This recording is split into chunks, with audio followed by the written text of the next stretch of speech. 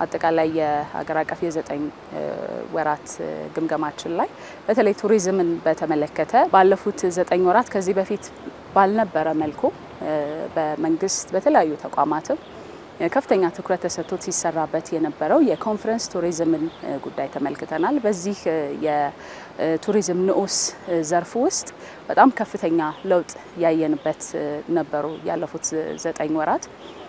በእነዚህ ጊዜያት ውስጥ እንግዲህ ከ60 በላይ ዓለም አቀፍ አህጉር አቀፍና እንደዚሁም ደግሞ ቀጠናዊ ጉባኤዎችን ማስተናገድ የቻልንበት ነበር። ይሄ ከአምናው ተመሳሳይ ወቅት ጋር ሲነጻጸር ብዙ እጥፍ ለውጥ የታየበት ነው። መንግስት በኩል ደግሞ የኮንፈረንስ ቱሪዝም የሚያስፈልጉት መሰረተ ልማቶችን ከማመቻቸት ጀምሮ በዲፕሎማሲው ዘርፍ የተሰሩት ስራዎች ተቋማት የሰጡት ትኩረትም ጭምር ለዚህ ውጤት ምክንያት መሆኑን አንስተናል።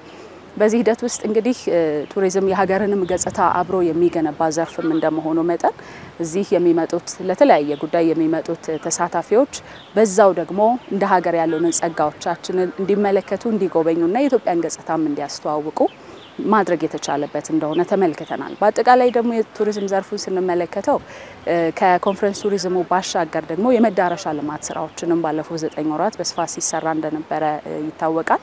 በተለይ ደግሞ ነባር የቱሪዝም ሀብቶቻችንን እነሱን የማላቅ የማደስ ስራዎች ሲከናወኑ ቆይተዋል። ለምሳሌ ከነባር የቱሪዝም መዳረሻዎቻችን የጅማ አባጅፋር ቤተመንግስትን ማንሳት እንችላለን። የፋሲል ቤተመንግስት ድሳት ስራዎችን ማንሳት እንችላለን። ሌሎች በርካታ እንደዚሁ የነባር የቱሪዝም መዳረሻዎች ድሳት ሲከናወን ቆይቷል። አዳዲስ ደግሞ መዳረሻዎች ልማትም እንደዚሁ በስፋት ሲሰራ መቆየቱ የሚታወቅ ነው። በተለይ ደግሞ የክቡር ጠቅላይ ሚኒስትራችን የኢኒሼቲቮች የሆኑት የገበታ ለሀገር ገበታ ለትውልድ ፕሮጀክቶች እዚሁ አዲስ አበባችን ውስጥ ደግሞ ይሄው አሁን ያለንበትን የብሔራዊ ቤተ መንግስት እንደዚሁ ድሳትንም ስንመለከተው የቱሪዝም ዘርፉ ላይ ያለውንም አቅም ለመጠቀም ብዙ እንቅስቃሴዎች ሲደረጉ የነበረበት ወቅት እንደሆነ የምንመለከተው ነው።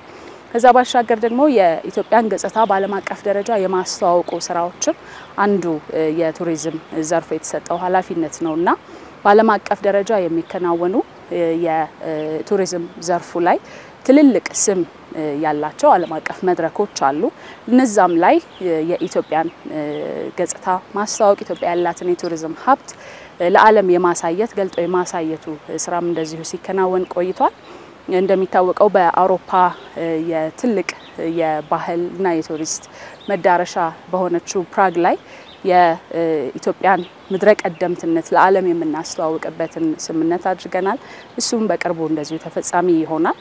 ከዛ ባሻገር ደግሞ ብዙ ጎብኚዎች በተለይ ዓለም አቀፍ ጎብኚዎች ወደ ሀገራችን የሚመጡት ከአውሮፓ እንደመሆኑ መጠን አውሮፓ ላይ ያለውን የቢዝነስ ለቢዝነስ ግንኙነት እንደዚሁ ለማጠናከር እንዲቻል በርሊን ላይ የተካሄደውና ዓለም አቀፍ የቱሪዝም መድረክ እንደዚሁ ተሳታፊ ሆነናል። የግሉን ዘርፍ በከፍተኛ ሁኔታ ባሳተፈ መልኩ ማለት ነው። እንደ ሀገር ደግሞ ያለንበትን የቱሪዝም እይታ አሁን ያለውን እይታ በሚመጥን መልኩ የፖሊሲ ማዕቀፍም ስለሚያስፈልገን የፖሊሲ ክለሳም እንደዚሁ ስናደርግ የቆየንበት እሱን ያገባደድንበት ወቅትም ነውና ከዚህ በኋላ እስካሁን የሰራናቸው የመሰረተ ልማት ግንባታዎች የሀገር ማስተዋወቅ ስራዎች የበለጠ የሚጠናከሩበት የሱን ደግሞ ውጤት መመንዘር የምንጀምርበት ወቅት እንደሚሆን ከሪፖርቱም ላይ ተመላክቷል። የተሰጡት አቅጣጫዎችም እሱኑ የሚያመላክቱ ናቸው።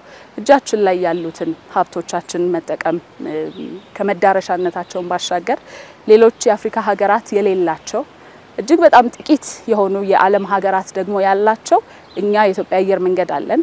የአፍሪካ የኤቪዬሽን ኢንዱስትሪ ማዕከል ነን።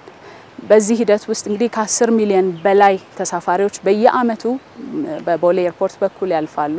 ይሄንን ትልቅ እድል መጠቀም እና የእግረ መንገድ የቱሪዝም ደግሞ ንዑስ ዘርፍን ማጠናከር አንዱ በትኩረት የምንሰራበት ዘርፍ ነው የሚሆነው ማለት ነው።